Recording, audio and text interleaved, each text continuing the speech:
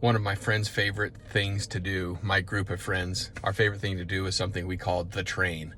And sometimes the train would come through town on the railroad tracks, and they came right through the middle of town. And if we heard the train coming and we were close, we would take off racing the train as it headed towards Bozeman.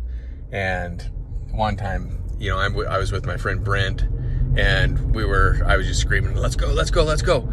So we take off racing as fast as we can. We're racing the train, and we would go out to this train bridge, and a lot of times we'd climb inside the train bridge and down a little bit so that the train ties, the railroad ties, were right at our chest. We're inside the train, and then the train would come in front of us. And it was a big adrenaline rush, and it was a lot of fun. But getting there in time to get down in order to get below inside the train bridge was a race, because the train usually didn't slow down too much to come through town. I think might have been doing 55, 60, and so we would have to race out through town. And I remember this one time Brent was probably doing 90 to 100 miles per hour, and we're racing out there as I'm doing now. The railroad tracks right there, trains close behind, and we're making ground on it. Then we cross the tracks, and we got to race it down there to a certain point where the bridge is. And we get down there, and I'll tell you what happened. I'm gonna have to turn this off, but I'll tell you once we get there. They've changed things up a little bit, so the normal pull-off that we pulled into is closed now. So I'm gonna have to figure out a different way to get on this bridge, but we'll see if we can make it happen. Okay, so Brent and I were racing.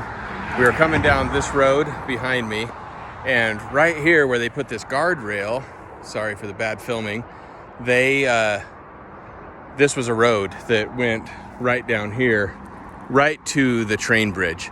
And so I'm gonna walk over there and show you what we used to do.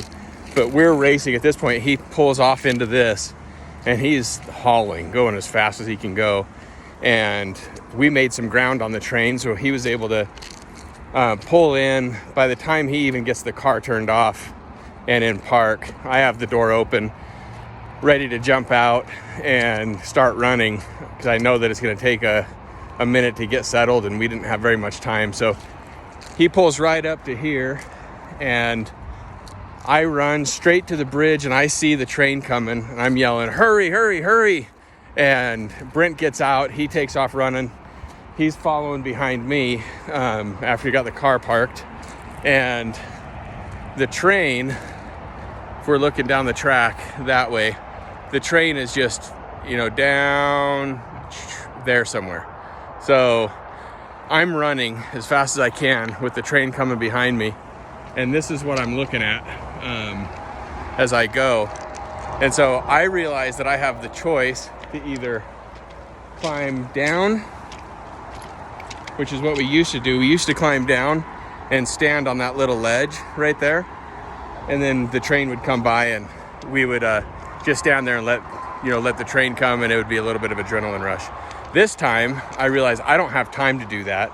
So I'm gonna run, and I run across the top of this over to that, and I jump off of it.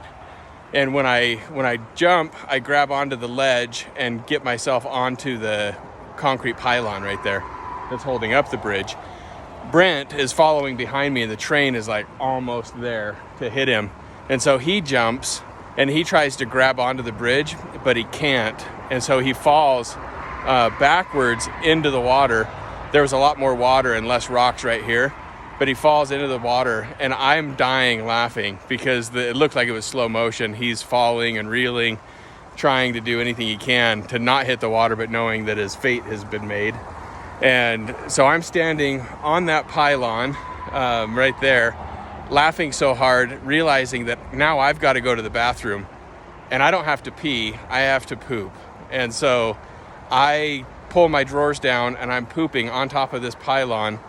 And then I stand up, realizing that now I'm dirty, and then he points at me and starts laughing, and I didn't realize that while I was pooping, I was also peeing the front of my shorts.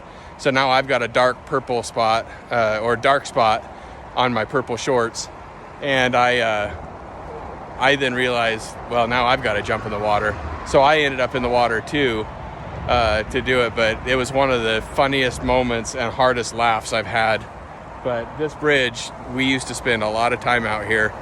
So much so that my mom and dad knew that we did it, and a man came out here and laid down on the tracks and committed suicide. And they were frantic one night when they were driving from Bozeman on the freeway here.